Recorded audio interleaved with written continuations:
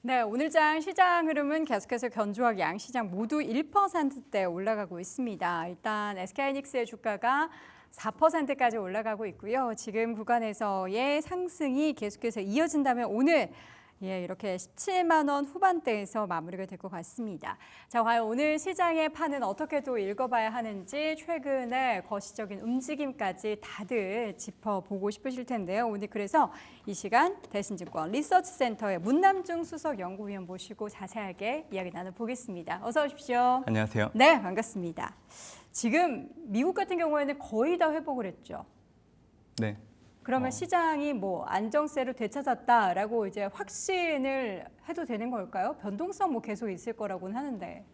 보시는 분마다 시각차는 좀 존재하겠지만 저는 다시금 8월 초 있었던 미국발 경기 침체에 따른 변동성은 시간이 지날수록 완화될 여지는 크다라고 보고 있기 때문에 결국 실체가 없는 허상을 가지고 금융시장이 깜짝 놀랐던 부분이기 때문에 네. 아무래도 저는 이번 8월 초 혼란에 대해서 좀 두 가지 의미를 가지고 앞으로 좀 접근을 해보는 게 좋지 않을까 생각합니다. 우선적으로는 미국의 경기 상황에 대해서 다시금 인식을 해야 된다는 점을 좀 짚어줬다고 생각을 하고 있는데요. ISM 7월 제조업 지수로 인해서 이제 미국발 경기 침체에 대한 부분들이 고려되는 상황이긴 하지만 사실 그 지표는 심리 지표이기 때문에 큰 의미는 없습니다. 오히려 좀 늦더라도 뭐 GDP나 아니면 OECD 경기 선행 기술을 놓고 미국 경기 상황을 파악하는 게 훨씬 더 정확한 맥을 짚을 수 있다고 보고 있기 때문에 앞으로도 혹시라도 이런 심리 지표들이 경기 침체를 고조시키는 상황들이 다시 발생한다고 하면 다시금 침착하게 상황을 주시할 필요가 있다고 생각합니다. 그리고 앞으로 이 미국 연준이 금리 인하를 단행하기 때문에 다른 타 국가와의 이 금리 차가 축소되는 부분, 이로 인한 금융 환경 변화에 대해서 다시금 생각을 해볼 기회를 주지 않았나라고 생각합니다. 그 대표적인 게 일본 엔화라고 보시면 될 것 같고요. 물론 이제 연준이 금리 인하를 먼저 단행하진 않았지만 엔화가 먼저 강세 흐름을 좀 보이는 부분들도 보면 앞으로 연준이 금리 인하를 하고 BOJ 역시 통화정책 정상화 행보를 보인다고 하면 미일 금리차 축소에 따른 엔화 강세, 일본 증시 하락이 불가피하다라고 보고 있는 시각들이 선제적으로 좀 반영됐다고 보고 있기 때문에 그래서 저는 앞으로 금융시장에 주목을 해야 되는 부분들이 미국 경기 상황에 대한 정확한 맥을 짚는 부분 그리고 미국과 타 국가 간의 금리 차가 축소되는 부분에 따른 금융 환경 변화에 대해서 이제 주목을 좀 해야 되지 않나라고 생각을 하고 있습니다. 네. 지금 시장 상황이 가장 좀 안 좋았었던 게 그 샤메 법칙 얘기 때문이었잖아요. 어떻게 그 샤메 법칙을 좀 동의하셨나요? 이번에는 어떻게 좀 다를까요? 사실 장단기 금리차 역전이 미국의 경기 침체를 시사하는 지표로 활용되다가 팬데믹 이후부터는 수급 요인으로 인해서 그 해석력이 많이 낮아진 상황입니다. 네. 그렇다 보니까 신뢰율을 가지고 미국 경기 침체 상황을 판단하는 쌈의 법칙이 그래도 정확성이 높은 지표라고 생각을 하고 있는데 7월 실업률 같은 경우에는 일부 주의 이 계절적인 효과, 그러니까 허리케인 발생에 따른 일시적인 해고가 높았기 때문에 이를 반영해서 쌈의 법칙이 임계치 0.5%포인트를 상회하기 시작을 했기 때문에 우선적으로는 미국 경기 침체를 시사하기 시작을 했지만 해석하기에는 아직 어려운 부분들이 있다라고 생각합니다. 물론 이제 3회 법칙 자체를 제가 부정하는 건 아니고요. 저는 이제 미국의 경기 침체 시그널로서 상당히 중요한 역할을 하는 지표라고 보고 있지만 계절적인 효과가 있었기 때문에 이를 놓고 좀 시차가 발생하지 않을까라고 생각을 하고 있는 거고요.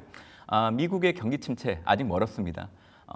실질적으로 보면 분기별 GDP가 2분기 연속 역성장을 해야 우리가 보통 기술적 경기 침체라고 얘기를 하고 있는데 미국 같은 경우에는 2020년 1분기, 2분기 기술적 경기 침체를 겪고 나서 2020년 3월 이후 현재까지 역성장한 부분들이 보이지 않고 있다라는 걸 좀 얘기해드리고 싶고요. 분명히 연준의 고금리 정책들이 계속 지속되고 있기 때문에 경제활동이 둔화되는 것은 분명히 나타나고 있습니다. 가계 소비와 관련해서 초과저축의 규모를 놓고 본다고 하더라도 올해 연말 정도 되면 소직될 걸로 저는 판단을 하고 있는데 이렇게 된다고 하면 신용카드, 자동차 이런 대출 연체율이 상승할 수밖에 없기 때문에 소비 심리가 둔화되는 흐름들은 계속 나타날 여지는 있습니다. 하지만 가계의 재무 건전성이 여전히 건조하다라고 생각을 하고 있는 부분들이 있기 때문에 경착륙보다는 연착륙 가능성이 상당히 높다라고 보고 있고요. 그리고 연말까지 이 미국의 분기별 GDP 추이를 놓고 온다고 하면 애틀란타 연은의 GDP 라우를 놓고 온다고 하더라도 3분기 미국의 전분기 대비 성장률을 2.9% 정도까지 최근 상향 조정하고 있는 분위기이기 때문에 지금 당장은 미국 경기 침체를 논할 시점은 아니라고 저는 판단하고 있습니다. 네. 우리가 미국의 뭐 이런 경기 침체 관련한 샤메 법칙을 왜 알아야 하며 미국의 목요일마다 발표되는 신규 실업 수당 청구 건수가 뭐 얼마고 연속 실업 수당 청구 건수가 얼마인지를 왜 관심을 가져야 하냐라고 볼멘 소리를 할 수가 있지만 결국에는 이제 금융시장이 서로는 아니죠. 거의 우리가 미국 쪽의 영향을 받을 수밖에 없기 때문에 봐야겠죠. 이번 주에도 지난주에 이제 목요일 이제 우리 시장에서는 금요일에 반영이 됐던 신규 실업수당 청구 건수가 그래도 조금 데이터가 괜찮자. 시장은 바로 환호를 했어요. 고용시장 괜찮잖아 하면서. 근데 그게 이제 매주 발표가 되는 거잖아요. 네. 그렇기 때문에 그러면 이번 주 금요일에는 또 어떻게 달라질지를 모르는 거죠. 그렇죠. 그리고 주간 단위, 월간 단위 이런 한 번 정도의 네. 고용 지표를 가지고 사실 미국 경기 현황을 논하기는 좀 어려운 부분들이 그쵸. 있습니다. 그래서 미국의 노동 시간 전반적인 분위기를 놓고 본다고 하면 최근에 실업률이 많이 올라가는 이유는 지금 미국의 이민자가 급증하고 있기 때문에 그 부분이 이제 실업률이 올라가는데 가장 큰 영향을 미치는 겁니다. 지난해를 기준으로 미국의 노동통계국이 이민자를 100만 명 정도 추산을 했는데 330만 명 정도 유입이 됐기 때문에 그러니까 예상치보다 이 노동 시장 구조를 놓고 봤을 때 이민자가 급증하는 부분들이 수급 불균형을 완화시키는 데 영향을 주고 있고 이게 실업률이 올라가는데 영향을 미치고 있는 거죠. 그러다 보니까 이제 사메 법칙이 미국의 경기 침체를 시사한 부분들이 있어서 이런 왜곡된 현상들을 놓고 본다고 하면 미국 경기 현황을 파악할 때 한 달 정도 수치를 가지고 확인하시기보다는 3개월 정도는 좀 확인을 하시는 게 좋다라고 생각을 하고 있고요.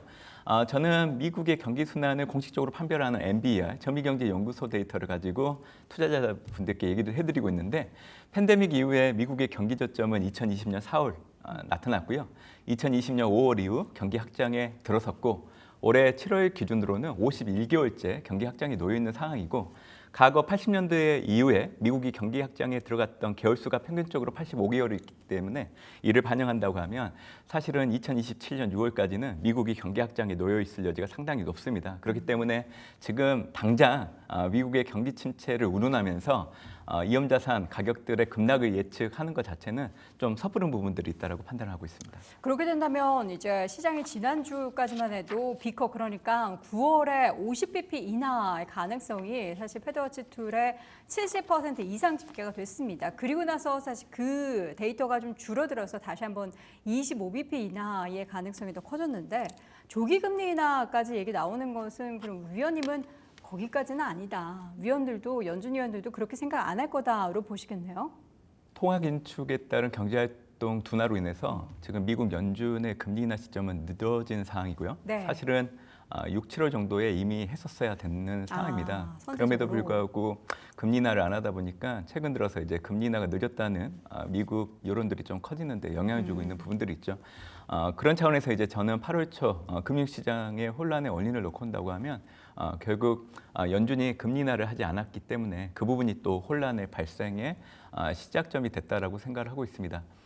우선 늦어진 김에 어차피 이제 9월 FOMC를 통해서 금리 인하를 단행할 걸로 좀 보고 있는데 현재 연준이 생각하고 있는 미국 경제 상황 상당히 견고하다라고 좀 보고 있는 상황이기 때문에 시장이 생각하고 있는 빅 스텝, 뭐 자이언트 스텝은 사실 좀 어려운 부분들이 있다라고 생각을 해요. 네. 과거에도 보면 보통 금리 인하를 시작할 때는 25pp 인하를 통해서 좀 스무스하게 좀 시작하는 게 경향이었기 때문에 9월 FOMC 분명히 금리 인하를 하겠지만 25pp 정도 인하를 염두에 두시면서 좀 바라보는 게 좋지 않을까 저는 생각을 하고 있습니다. 네. 미국 시장도 그랬지만 아시아권 증시가 정말 많이 흔들렸던 건 그 엔캐리 트레이딩 자금의 이탈 소식 때문이었습니다. 이게 뭐 청산이 50% 됐다, 75% 됐다, 뭐 얘기들은 참 많은데 이게 누구도 사실 정확한 그 규모나 뭐 얼마나 더 빠져나갈지 여부를 모르는 거죠. 근데 왜 이렇게 자꾸 웃으세요? 뭐 재밌으신 일이 있으신가 봐요? 엔캐리 트레이드 얘기만 나오면 좀 네. 재밌어서 왜요? 제가 왜요?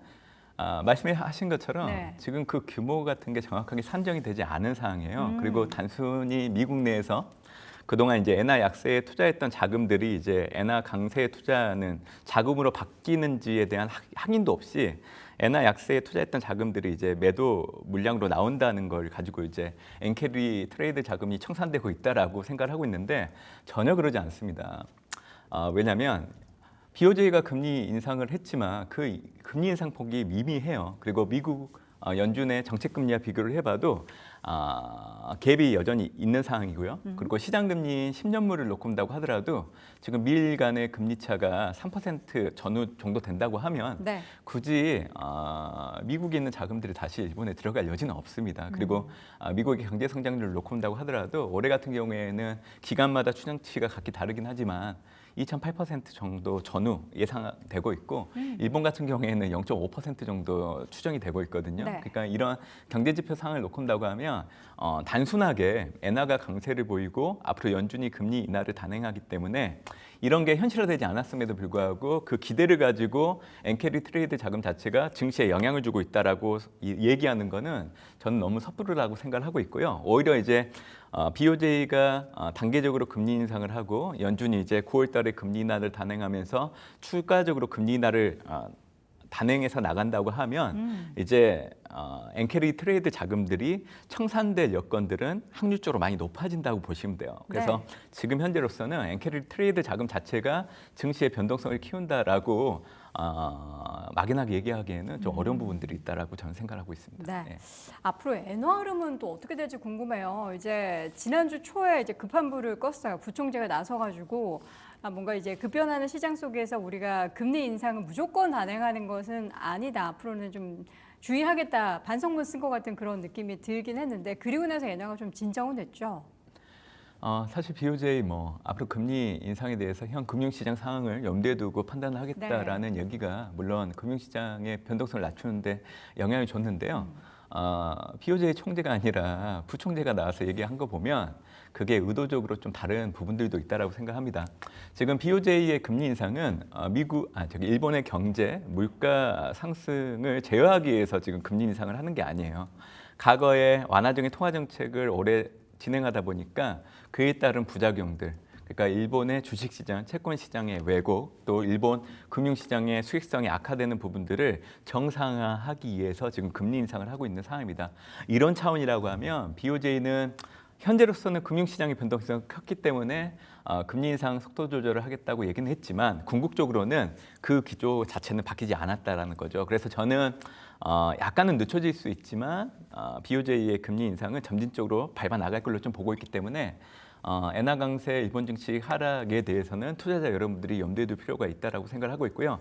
최근에 이제 나타났던 변동성을 염두에 두고 엔화 약세, 일본 증시가 올라갈 거 염두에 두고 투자를 해야 되겠다. 그거는 상당히 위험한 발상입니다. 그렇기 때문에 앞으로 엔화의 강세, 일본 증시 하락을 염두에 두고 이미 늦었기 때문에 일본 투자에 대해서는 신중하게 접근하시는 게 좋을 것 같고요. 그나마 미국 중앙은행 연준이 9월 달에 금리 인하를 단행하게 된다고 하면 지금 나타나고 있는 엔화 강세, 일본 증시 하락이 좀 제어될 수 있는 환경을 마련될 여지는 있다라고 저는 생각하고 있습니다. 네. 엔화의 그러니까 단기적인 강세가 주춤하긴 했어도 그 기조 자체는 변화하지 않을 것이기 때문에 이 부분을 우리가 빨리 흡수할 수 있느냐, 좀 천천히 나눠서 흡수하느냐의 차이가 발생할 뿐 그 기조는 계속해서 명확해지고 있다는 거 염두에 두셔야 되겠습니다. AI 관련해서 반도체 종목들의 좀 큰 폭의 하락이 나타났습니다. 어떻게 시장을 바라보는 뷰, AI 관련한 기업들에 대한 뷰를 좀 달리하시나요? 달라지셨어요? 물론 이제 변동성이 있었기 때문에 네. 투자자 입장에서는 상당히 마음고생을 많이 하셨겠지만 그쵸. 작년 올해 주도하고 있는 대상들은 바뀔 여건이 아닙니다. 그렇기 때문에 반도체 관련된 종목들의 주가는 앞으로도 계속 시장을 주도할 여지가 있다라고 보고 있고요. 엔비디아 새로운 플랫폼 블랙웰 출시 GPU가 좀 늦어지는 경향은 있지만 거기에 대해서 크게 신경 쓰지 않으셔도 됩니다. 어차피 좀 늦게 출시되더라도 기존 제품 호포 100이라는 제품 수요가 여전히 강하고요. 또 블랙웰 같은 경우에는 이미 대형 클라우드 사업자들이 선주문을 계속 할 수밖에 없는 구조이기 때문에 엔비디아 실적 지금까지도 잘 나왔지만 앞으로 더 잘 나올 겁니다. 그리고 글로벌 반도체 D램 산업 내에서 HBM이 차지하는 그 비중, 매출액 기준으로 말씀드리면 지난해는 8%, 올해는 21%, 내년에는 30% 가까이 빠른 속도로 증가하기 때문에 엔비디아, 또 엔비디아의 HBM을 납품하는 삼성전자, SK하이닉스 같은 기업들 역시 주가가 최근에는 부진했지만 다시금 상방 압력이 높아질 여지는 있다라는 겁니다. 그래서 투자자 여러분들이 꼭 기억을 하실 부분들은 글로벌 반도체 업황은 지난해 4분기 때 상승 국면에 들어갔고요. 과거 흐름을 놓고 온다고 하면 내년 3분기, 더 늦어지면 내년 4분기 정도까지는 계속 유지될 여지가 상당히 높기 때문에 반도체 업황의 사이클을 놓고 온다고 하면 네. 여전히 그 투자 기조를 계속 유지할 이유는 있다라고 저는 생각을 하고 있습니다. 네, 계속해서 투자를 유지해야겠지만 이제 과거처럼 그렇게 단기적으로 계속해서 급등하고 있는 그런 시세를 좀 기대하기는 8월에는 조금 힘들겠죠. 저는 그렇게 생각하지 않습니다. 그래요? 네. 어차피 지금 주간 단위로 보면 필라델피아 반도체 지수 같은 경우에는 최근 혼란에 따른 변동성을 모두 잠재우고 오히려 소폭 상회하고 있는 모습이고요. 이제 한국의 코스피가 주간 단위로 보면 상당히 부진한 흐름. 그래서 투자자 여러분들이 미국의 필라델피아 반도체 지수 또 미국 3대 지수 추이에 대해서 먼저 확인하시면 좋을 것 같고요. 8월에는 시카고에서 민주당 전당대회를 앞두고 있기 때문에 해리스 앤 트레이드가 다시 부각될 여지가 있고 그렇게 된다고 하면 다시금 매그니피센트 7 종목들에 대한 관심들이 커질 여지가 있습니다. 그래서 저는 8월 달에 혼란 속에서 빠졌던 그 주가를 대부분 만회할 여지가 있다라고 생각을 해요. 그렇기 때문에 미국 대선 이전까지는 미국 증시 그리고 나스닥 그리고 매그니피센트 7 종목에 대해서는 여전히 좋은 관점에서 접근을 해야 되는 부분들을 좀 강조해서 말씀드리고 있습니다. 네, 그에 따른 또 국장의 영향도 또 있을 거기 때문에 관련한 시장의 전략도 8월 달에 한번 잘 짜보셔야겠습니다. 자, 오늘 지금까지 대신증권 리서치센터 문남중 수석연구위원 함께했습니다. 위원님 고맙습니다. 감사합니다. 자, 오늘도 시장의 판을 전반적으로 읽어봤습니다. 시장 판을 읽어라. 저는 이 시간에 내일 이 시간에 다시 돌아오겠습니다.